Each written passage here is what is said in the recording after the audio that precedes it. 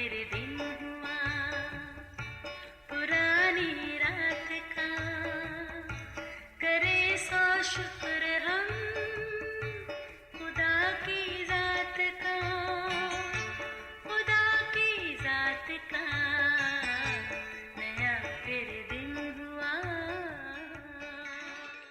आज की आयत।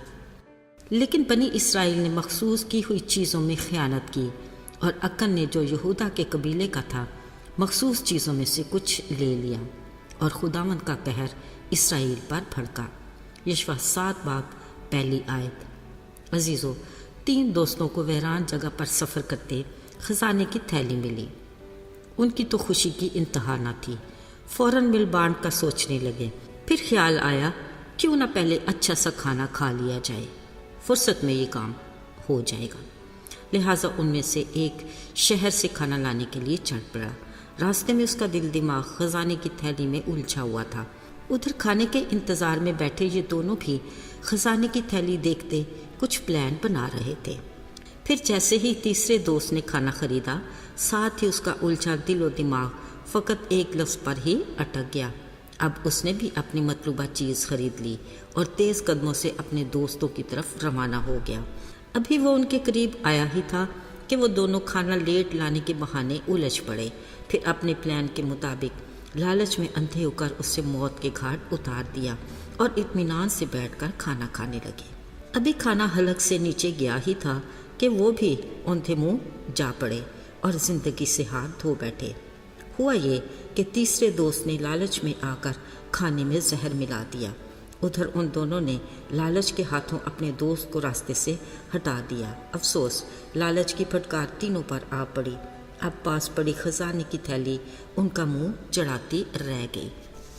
अजीज़ों, कलाम मुक़द्दस में भी एक ऐसे ही लालच के खौफनाक शिकंजे का जिक्र आया है जिसने सारे घराने को अपनी लपेट में ले लिया। हुआ ये कि यरू की फैसला कुन कामयाबी के बाद नौजवान रहनुमा यशवा का अगला हदफ आई था। यशवा को फराहम की हुई मालूमात के मुताबिक आई को फतह करने के लिए फ़कत 2 से 3 हज़ार मर्द काफ़ी थे।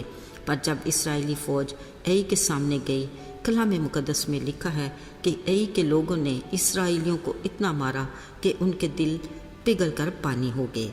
जब इस शिकस्त की खबर यशवा को मिली तो उसने इसराइली बुजुर्गों के साथ अपने कपड़े फाड़े और अहद के संदूक के सामने शाम तक औंधे मुँह पड़ा रहा और खुदा से कहा, ऐ मेरे मालिक, इसराइलियों के अपने दुश्मनों के आगे पीठ फेर देने पर मैं क्या कहूँ?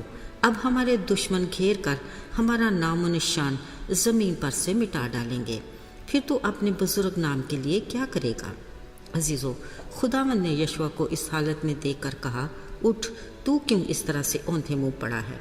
इन लोगों ने गुनाह किया और मेरे हुक्म को तोड़ा है और मखसूस की हुई चीज़ों में से कुछ चोरी की है और मकारी से अपने माल में शामिल कर लिया। इसलिए वो अपने दुश्मनों के आगे ठहर नहीं सके। अब मैं भी आगे को तुम्हारे साथ नहीं हूँगा जब तक तुम चोरी की चीज़ों को अपने बीच से नेस्त ना कर दो। अब यशवा के सामने उनकी शिकस्त की वजह वाज़ेह थी। सो उसने जब खुदा के हुक्म से इस बारे तहकीक की तो बिलाखिर यहूदा के कबीला से अकन का ख़ानदान पकड़ा गया। तब यशवा ने अकन से कहा, खुदावंद इस्राएल के खुदा की तमजीद कर और इकरार कर, ये तूने क्या किया? अजीज़ों, अकन ने यशवा को जवाब दिया, हाँ, मैंने हकीकत में खुदा का गुनाह किया। जब मैंने बाबल की नफीस चादर, 200 मिस्काल चांदी और 50 मिस्काल सोने की एक ईंट देखी तो मैंने ललचा कर उन्हें ले लिया।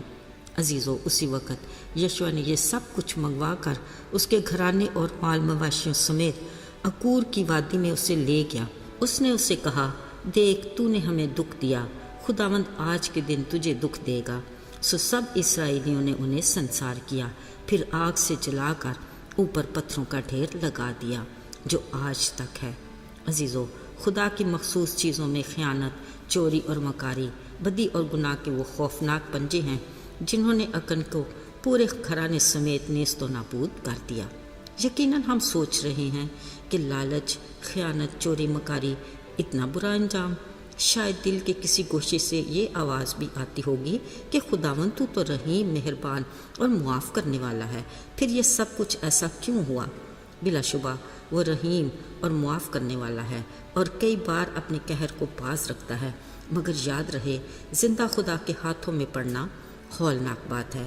اکن کو علم تھا کہ وہ خدا کے عہد کو توڑ رہا ہے اور اس کی مخصوص کی ہوئی چیزوں میں خیانت کر رہا ہے۔ وہ جان بوجھ کر گناہ کا مرتکب ہوا اور اپنے ساتھ پورے گھرانے کو لے ڈوبا۔ عزیزو، آج بھی خیانت، لالچ، چوری، مکاری، بدی اور گناہ کی ایسی ہی خوفناک صورتیں ہیں، مگر فضل کے اس دور میں وہ ہمیں کئی بار معاف کرتا اور ہم پر رحم کرتا ہے اور اپنے قہر کو ہم سے باز رکھتا ہے اور بار بار توبہ کا موقع بھی عطا کرتا ہے۔ پر اگر ہم جان بوجھ کر گناہ کرتے ہیں اور اس کو آزماتے ہیں تو یہ ہمارے لیے بھی خطرے کی گھنٹی ہے۔ یاد رہے خدا بدی سے آزمایا نہیں جاتا۔ آئیے دعا کریں۔ آئے مہربان اور رحیم باپ، ہم تیرے حضور اپنی کمزوریوں اور نالائکیوں کا اقرار کرتے ہیں۔ ہمیں اپنے بڑے فضل کے باعث معاف کرنا، ہم پر رحم کر اور ہمیں گناہ کی دلدل میں پڑنے سے بچا لے۔ یسوع کے پاک اور مبارک نام میں آمین۔